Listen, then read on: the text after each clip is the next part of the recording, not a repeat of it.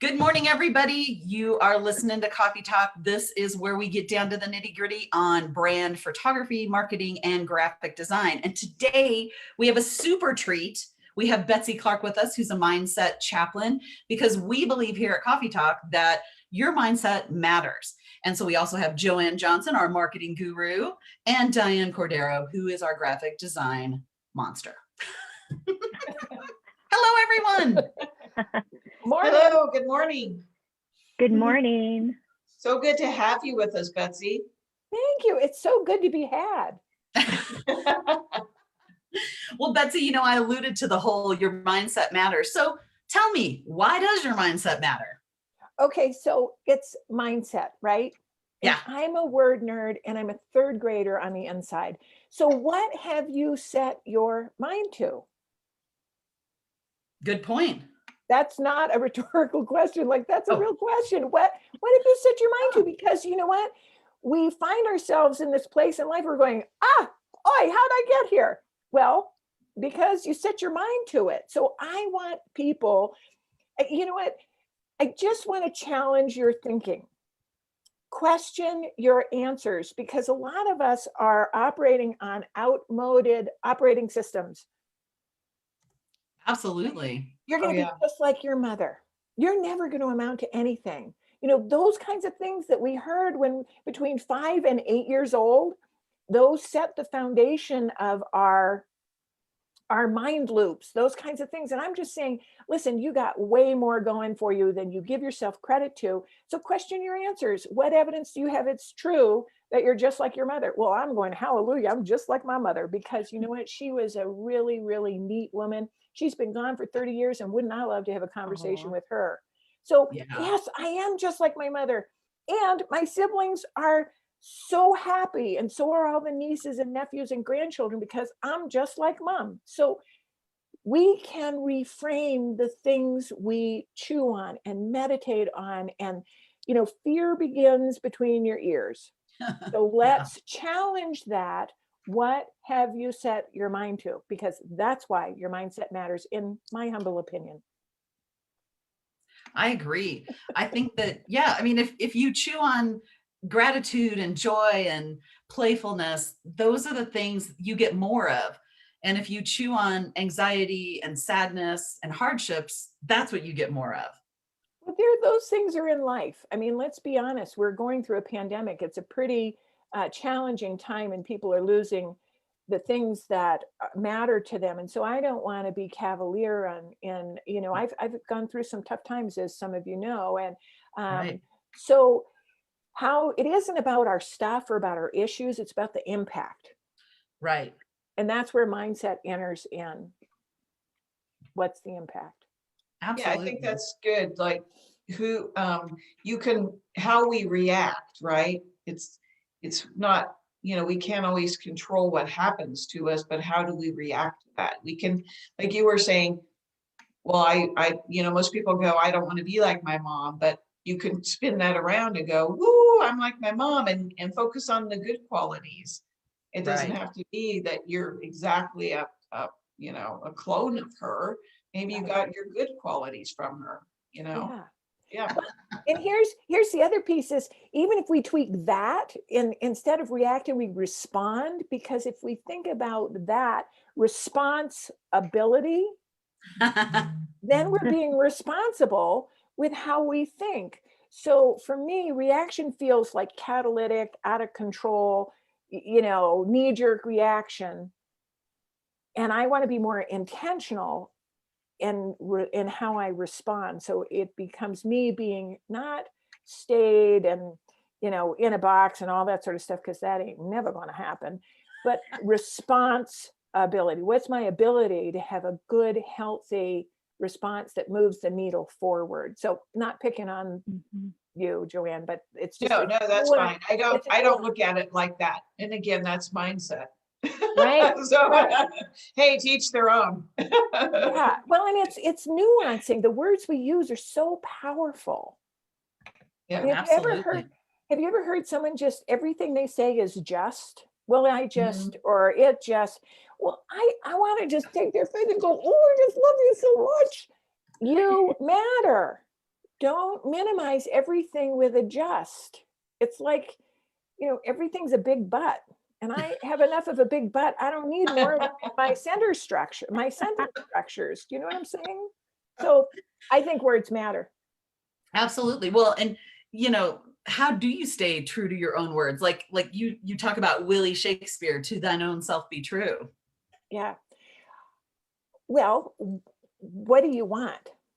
Where are you going? Are you really advocating for yourself the way you advocate for everybody else? Mm. Because here's the deal. If we talked to our friends the way we talk to ourselves, I think We wouldn't have any friends. Bingo, Joanne, that's exactly right. I mean, Diane, is that That's a true pom for pom you? moment. It is Yeah. a pom-pom moment. Yes, that is true. It's what Sandra Yancey says, that stinking thinking. Right.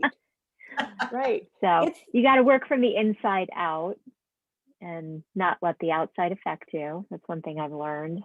So, and my mindset for last year was courage to get confidence. Because for me to be on a video doing this live, the first time we did it, I was almost not terrified, but I'm like, oh my gosh. So it's no big deal. So Isn't that fun? The normal changes, because growth is an inside job. And that's where courage and confidence come from. Courage is being lion-hearted. Yeah. Ooh, that's good. I like that. that is good. I'm writing that in the comments. That's good So, stuff. if you've ever been in a game reserve and you hear a lion roar, I mean, some of us are from Colorado Springs, and you go up to the Cheyenne Mountain Zoo and you hear that lion roar, and it reverberates. You can feel that resonance. So what happens if we apply that lion-heartedness and we roar? I am woman, hear me roar. But what if you took that lion-heartedness and you roared your brilliance, your magnificence, your offering before you go into an environment where you're scared spitless? I mean, yay on you, Diana. Here you are showing up big and real, impacting lives because you chose to be lion-hearted. Kudos to you, my friend. Well, thank you, Betsy. Oh my gosh. Yeah, it's true. Because to sit here and spiel, I mean, I've been in the design field for 30 years. So at first I'm like, I don't know if I have anything good to say or anybody's going to hear me, but I think I do have good stuff to say. So, and there's always going to be somebody better or who knows a little more or sees things a little different. You just got to take a risk and put some good out in the world and be some helpful. Because That's you know right. what, Diana, here's the deal. You are going to impact women that Trisha and Joanne and I can't impact. And the same is true. And so the thing is about comparing ourselves to others. There is always going to be someone who is better than you. And there's always going to be someone who's further behind than you are. So if we can compare ourselves to who we were a week ago or a month ago or a year ago, I mean, Trisha and I talk about this all the time. We were in a mastermind and were we green. I mean, we'd been in business for a while, but I tell you, some of the things we used to talk about, I kind of blush. And so we just compare ourselves to where we were, because comparison is the thief of joy. And I think that comparison is the most insidious thing that is going out there. I think comparison is the thing that is shutting women down in business from stepping into being the leaders they're designed to be, because they're always comparing. I'm not like, and I'll never, and I don't make as much money, I'm not as cute, I'm not as smart. Fill in the stinking blank. And the deal is, here we have to go. I can't help it, but Trisha Turpinoff helped me make this. How do we step into our power with grace? It isn't being boastful. It isn't being arrogant. It's owning your power so that we can do this thing called we lead with grace. So Trisha Turpinoff is amazing. She helped me make these grace cards. Y'all want some grace cards? You give Trisha your email address or your mailing address, and I'll mail them to you, because you know what? We all need grace. Yes. Yes, we do. Yes. That's what I love I about like that. that. It is really cool because if you give Betsy your address, she will send anybody a stack of your grace cards. And You I pick love it- that. Cool. You're picking up a stack today, Tricia. That's right. Yeah, I need a grace card. I'll have to put my name on the list. Yes, Oh, me Diana, too. yeah. Please. yes. Yes. Email me. Well, actually, we're all on the same email. So you guys can just email Yes, we Betsy are. back. Okay. Everybody needs a grace card. You're like Yay, Oprah. Thank We you. do all need to give each other grace. Oh my gosh. Mhm. So can I- The world is a rough place, or can be if you let it be. So can I expand a little bit on that? Yes. I don't want to Yeah. hijack the whole conversation, but this one's Oh, no. pretty important. So grace is this grace card gives you permission to love, accept, and forgive yourself. Well, the acronym is LAUGH. So if you know Tricia and me, you know that we laugh a lot. Mhm. So here's the deal: to love and accept ourselves. Yeah, we hear that. That's the whole kumbaya kind of piece. But the one where it gets nitty and gritty is forgiving yourself. So here's the definition that I absolutely love. It's from Richard Rohr, and he says, letting go of the past you wish you'd had. So if we could look at forgiveness from that standpoint, it changes everything. So here's an even deeper, juicier, grittier version that I haven't memorized, so I'm going to read it to you. It's Coralie Buchanan, and she says, forgiveness is not forgetting. Like, don't you get irritated? Well, just forgive and forget. Well, no, doggone it. I'm the queen of justice. That was wrong. And I'm not condoning someone else's behavior, right? Mhm. But this right here is the piece. Forgiveness is simply denying your pain the right to control your life. Bam. That's a mic drop. Oh yeah. Yeah, I've heard that Oh. not forgiving and holding a grudge is like drinking poison and expecting someone else to die. Waiting for the rat to die. That's Annie Lamott, man, I'll tell you. That's Yeah. right. How many times do we just keep sipping away, waiting for the person who did the injustice to, Yeah. And they've moved on with life. They don't even care. It's gone for them. And Well, we're and- the one hanging on to it. Yeah. And oftentimes, Joanne, they don't even know. No. They don't even know. So if they don't know, how can they care? So like, it's this thing, this is mindset. This is our mindset. What are we Yeah. ruminating on? Excessive rumination. Because if you ruminate on it, you're going to get more of it. Yeah. I don't like that. You know what I find, Wow. Betsy? That when I get stuck in these, cycles of, I think we all do it. Yep. Spiraling and I have to stop and I start focusing on other people, then I immediately get out of it. Yeah. Yeah. Yeah. Yeah. Taking our eye off of ourselves. Mm-hmm. So, and another piece, Joanne, to speak to that is if you can do a state change. So I'm in my sunroom and I've been in my sunroom for 2 years. My dog got cancer and I decided to get rid of my office downtown and I came into the sunroom. Well, I spend a lot of time in the sunroom and I can start to pick up a crazy vibe. And so what I do to change my mindset is I will go walk a loop around the neighborhood, or I'll run up and down the stairs to get the endorphins going, to get some movement. Mhm. And so if you don't have the luxury of doing that, I think what you've said is really huge. How can I reach out to support someone else? Sometimes it's a text, sometimes it's an email, sometimes it's a quick call. You know what? I know you're working. Just wanted you to know I'm thinking about you. Love you. Bam. So Yeah. I love that idea. It's really That is good stuff. Well, or Play-Doh. Play-Doh's very helpful as well. Open a can of Play-Doh, right?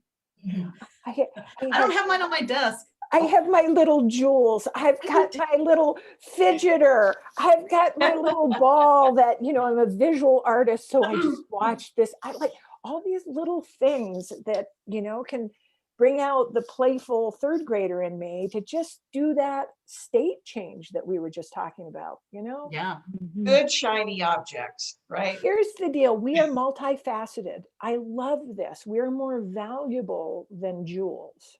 And we're multifaceted. So when we get in that funky state, we just say, this is just one facet of who I am.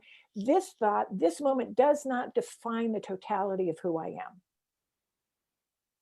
And I gave one of those to Trisha, and like we just have them in little shiny places where we remember, you know what, you're not just this bad mood. You're not a biatch, you know, you're just not. It's just a moment.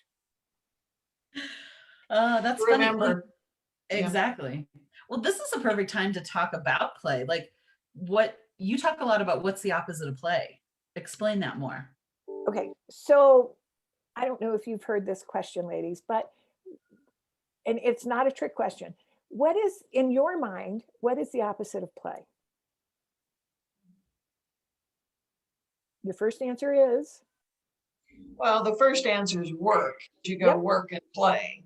Yep. But, and sometimes work is the opposite of play, but I enjoy what I do. So it's not always that way. But yeah, that is the first word that comes to mind. For most of us, the first word is work. The opposite of play is depression. That's See, the research. first word that came to me was sleep, because you're completely tuned out, or you know what I mean? I like But if you're sleep. depressed, you sleep, right? I don't know. Right, I don't want to put the two together, but Well, sometimes that's how we manage our depression, and there's nothing wrong with that. And this is not about judgment. This is just about different perspective. So I've had two besties. One was a business bestie, one was a spiritual bestie, my best friend for 30 years. Both of them have taken their own life in the last 4 months. And mental health is the new human rights issue that is on the table. And so I don't want to be cavalier about people struggling. We're all experiencing loss right now.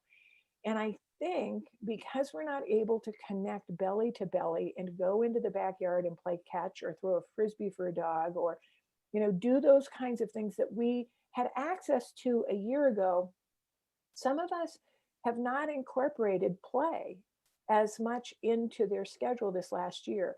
And so what I would love to introduce is, you know what, especially you guys are highly creative, and I'm sure this isn't a surprise, but I just did a play shop with Trisha, and we had Play-Doh, and we had shaving cream, and we had all these things just in the middle of our workday to be playful. So that, I mean, have you ever seen dogs play together, like an older dog with a puppy? They'll always take it to the limit, and they never hurt the puppy, but they just tease. And there's something wonderful about play. It teases out the best in us. Don't you love that phrase? I do. yes. Teases out the best in us. So my assignment, should anybody who's listening to this choose to accept this assignment, is run to Walmart, not walk, but run to Walmart and get a little container of Play-Doh, because just popping the top is going to take you back. And we were howling during this play shop because it says, do not eat. and then it says contains wheat. And I'm like, oh, what? So I ate paste. I didn't eat Play-Doh. Who knows what Play-Doh tastes like? Because I do. You do? It's salty. Oh, so is that the homemade? Is that the homemade one? No, the real one tastes. I remember this is we tasted it, of course, my friends and I. Right. Or maybe it was all over our fingers. I don't know. I can't recall. You can make it homemade too. Yes. And there's one with peanut butter. I think you can do it with Jell-O or something, so it's sort of flavor. It smells good. Oh. No. Did you put vodka in it? No, that's the adult version. Okay, Betsy, for your workshop, we'll come up with the recipe with vodka. Jell-O shots, Jell-O shot Play-Doh. Let's play with Jell-O. On the Right. cookie tray. Right. Well, because Okay. you feel so vulnerable while you're creating, and who wants to show it to anybody else? Well, then, so like we have the adult version that has no germs and no dog hair in it. There's your Jello shot, and you just hit that, and we're all in the Play-Doh theme. I think, There you go. you know what, Diana, you are on to something big. Oh my See, gosh. this is what the creativity circle here is all about. Oh my gosh. Yes. Okay. All right. We've gone off the rails. I'm going to re-listen just a little. I Okay, know, that's me what re-listen. happens here. It was her.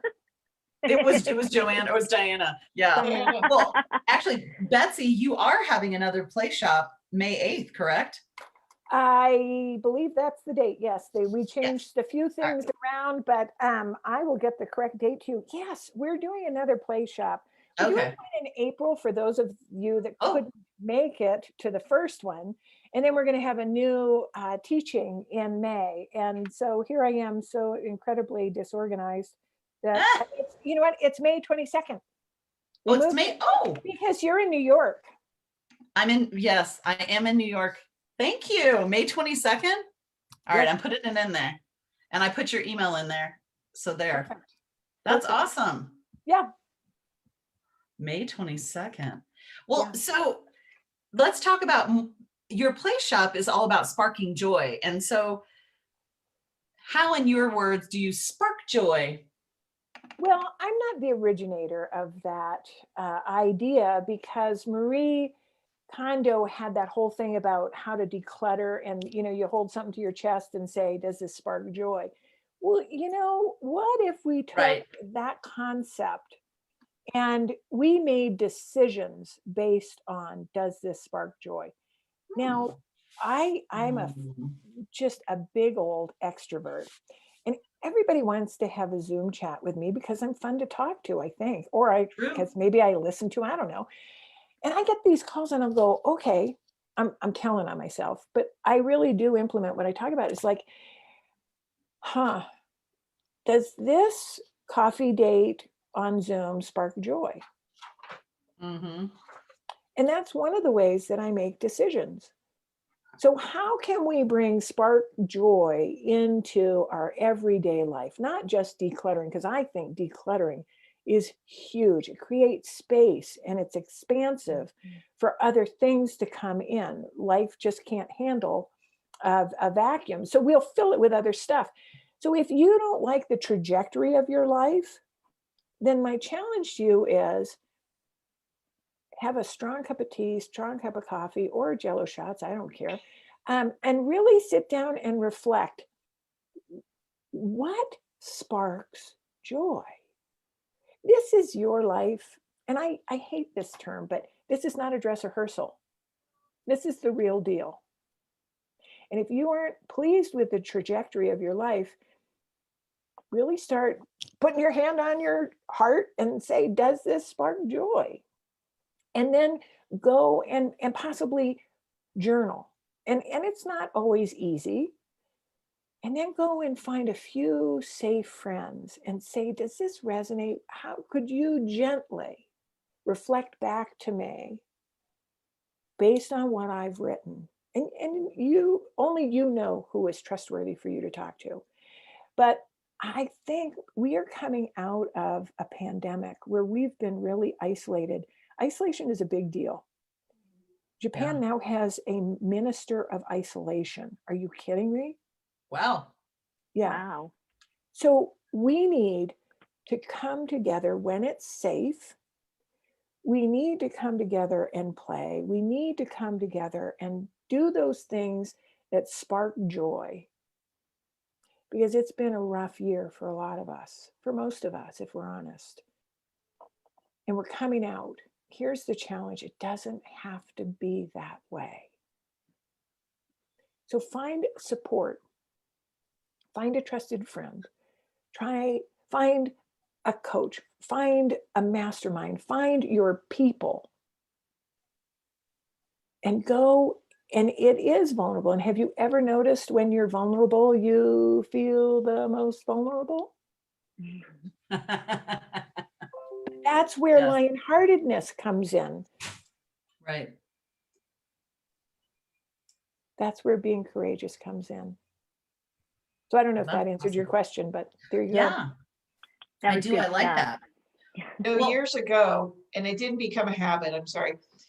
I was somewhere at a workshop or something, and we started a joy list. And it didn't have to be things that cost money or anything, but just make a list of things that bring you joy and then go to that list a lot.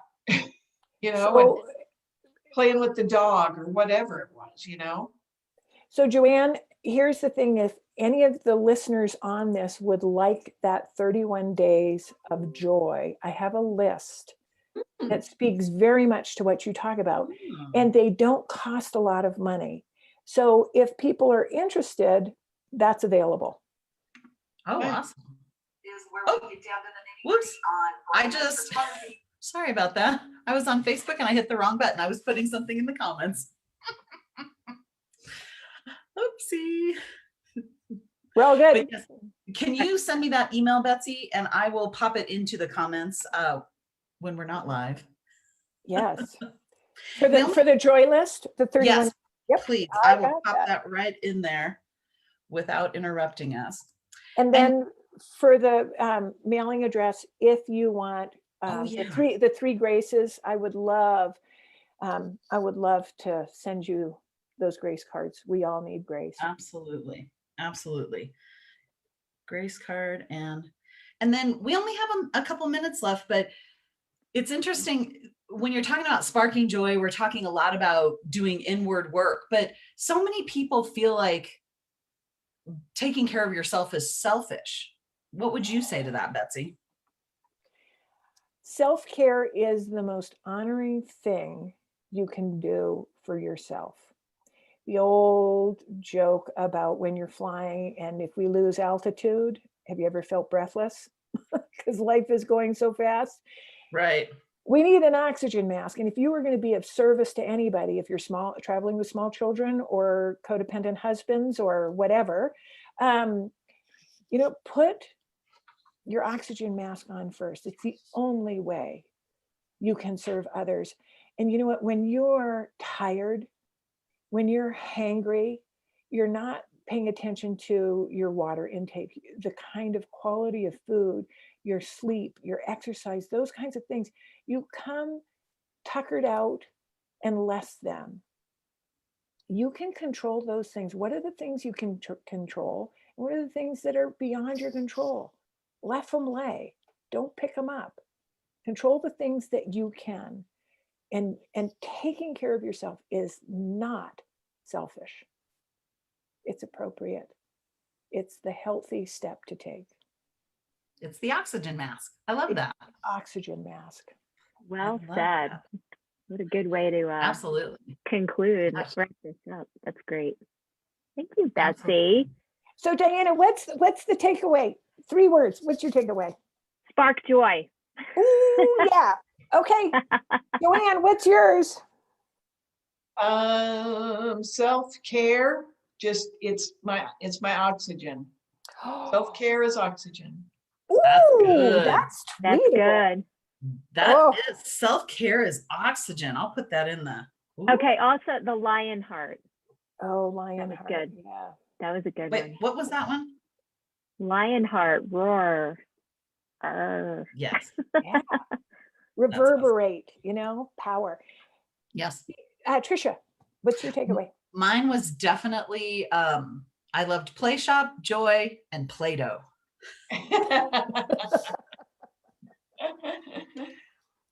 Well, thank you, ladies. I'm so impressed with who you are. Keep doing it. Don't grow weary in well-doing. We need you.